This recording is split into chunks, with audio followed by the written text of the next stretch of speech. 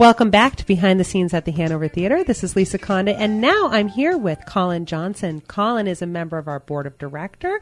He's a member of the faculty over at Notre Dame Academy. He's also the music director for both our youth summer program and the Nutcracker, as well as many other things. So welcome, Kallin. Tell us all about yourself. Thank you for having me on. Tell you about myself. I'm finishing up my year at Notre Dame Academy. Looking forward to the summer. I bet. To the youth camp that we have there.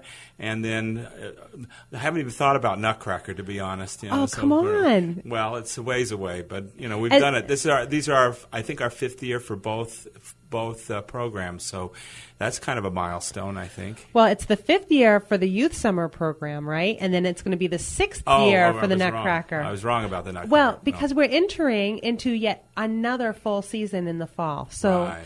You know how it is. It's like retail and theater. We have to plan 6-12 months in advance. Well, I'm getting old, too. I lose count of some of these things, for some of these things. So. Well, you know what? Everybody, Kallin does a really great job with the youth summer program. We'll go there first because, as you know from the interviews we've done with Megan Patrick and Jennifer Agbe, the students, they learn an incredible amount of information and material in 3 short weeks. Yeah, very compressed. Yes. Do you want to tell us a little bit about the part you play in that? Well, I'm the music director, so if we take these kids that we don't even know what their abilities are to start with, and before we even begin, we have to make a show by the end of that time frame, 3 weeks.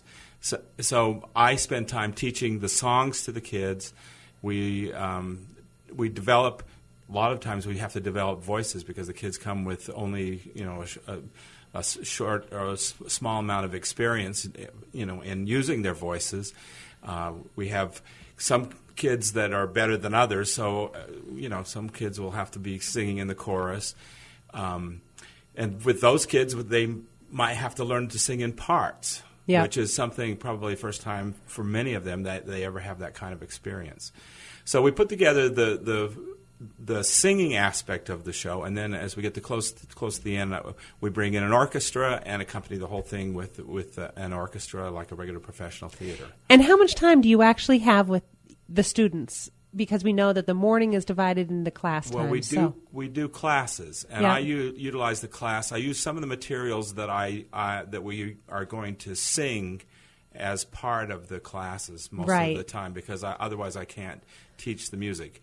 I know Megan does mostly theatrical games and that kind of thing, but I need to use some of the time in the morning to teach.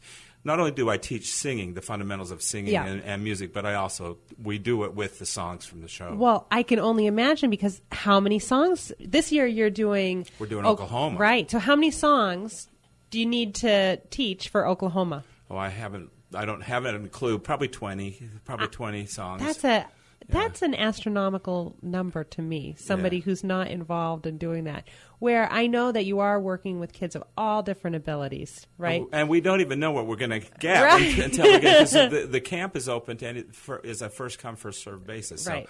So we don't know what the real talents of the kids are. I think Megan might know, but I don't. I have no clue what I'm going to work with, so it was just start from some of them are very raw. Right, so that very first day they go in and they audition. That's right. Now, before they show up for the youth summer program, they are sent some materials. Yes. Do you have any suggestions for anybody who's considering either this youth summer program or another program where they're going to have to audition right away? Well, they need to have a song to sing so that the music director and the directors can tell whether they can sing. Mm-hmm. We evaluate whether they sing on pitch, what the quality of their voice is, the range of their voice, all that kind of stuff. So that I would recommend that if you're going to do an audition, you're going to need a song that shows those qualities of your voice, your tone, your range, your vocal range, and your ability to sing on pitch. So here's an important question that I hear people discussing, and I don't know the right answer. Do you think it's better when you see a child who probably has raw talent, or not so much raw talent, but they're green? Is it better for them to be loud, or is it better for them to be softer and really focus on the notes? I know ideally it's hard best question. to do both, but it's better to be confident. There you Now, go. most kids don't sing confidently. That's the first thing. So if you equate being loud with confidence, that's better. It's better, though, to be both, sing Of on course. pitch. Yeah. And when we say loud, we call that belting in music. And if you belt a song, you're probably you show more confidence. And Yep. I think that's more important. It's Belting, hard, though. It's really hard for people who don't sing regularly. Like, I can't even imagine if I actually had to get up in front of a group of people and sing outside my shower environment. you sing happy birthday to people and you sing Christmas carols True, and the Star-Spangled Banner. That's true, Colin. And, see? so you do sing. Singing kind of permeates our society. But, Yep.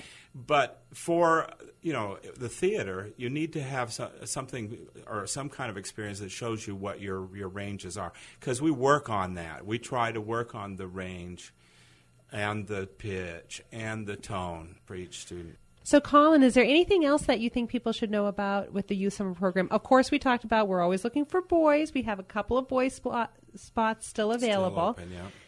Well, I think it's a very exciting show to do. This is one of the milestone shows in the history of musical theater. Oh, tell us about that. And I think that people should know that Oklahoma was a big deal because of Agnes DeMille's ballet dance in the show. And I don't know if Jen talked about that, but No, tell us. But this was the first show that they put this big ballet scene that interpreted the dynamics of the show. I don't want to really talk about it. This show's about there's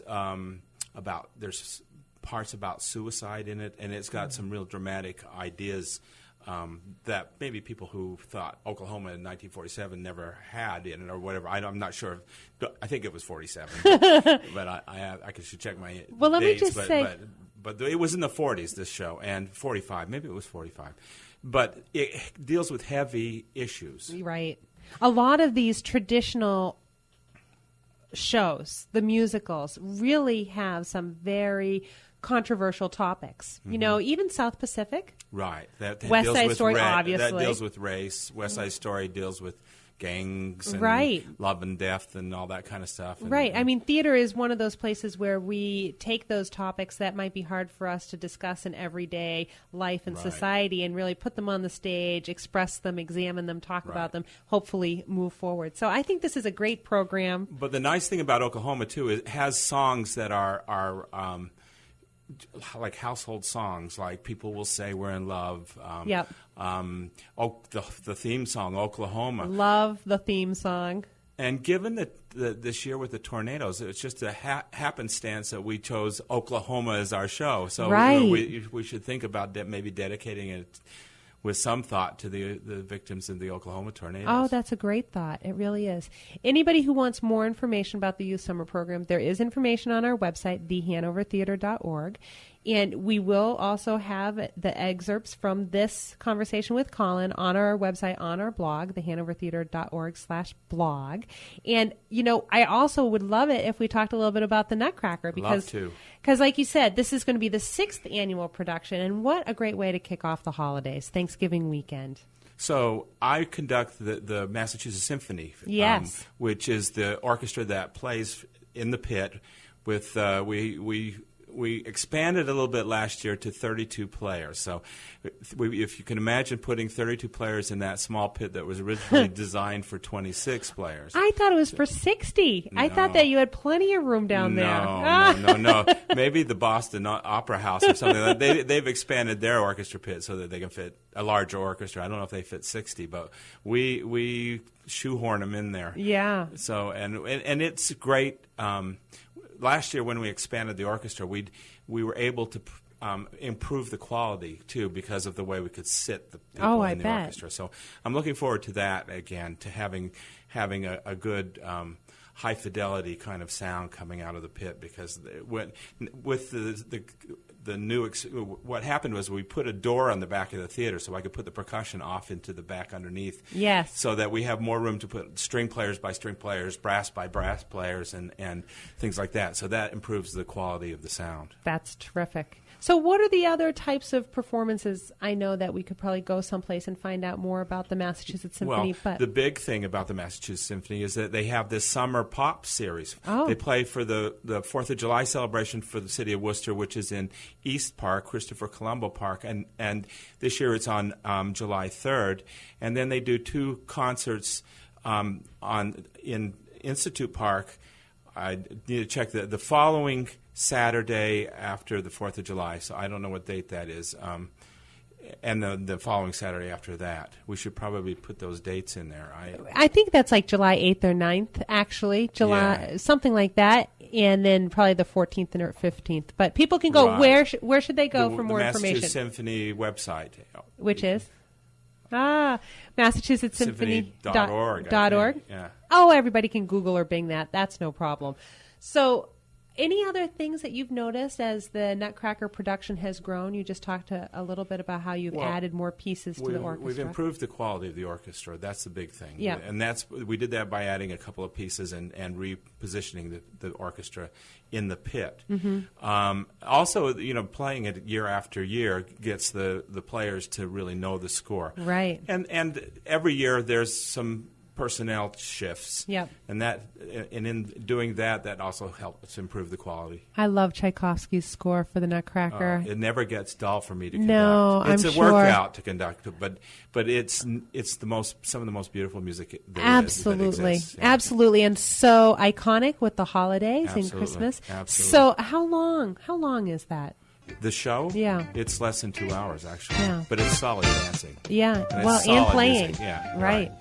Well, for the conductor, it never stops, Right. Even if you're a dancer, you might get off the stage, or if you're an orchestra player, you might get to rest a little bit, but for the conductor, it never stops. No, and the thing is you need to be aware not just of what's happening musically, but you have to be aware of what's happening with the dancers, Yes. because one of the benefits of having that live orchestra is you can slow it down or speed it up, depending on what's happening on stage. Exactly. I mean, we work to try and be constant and be consistent in what we do, but still there's lots. It's live. Dancing's live. Right. Music's live.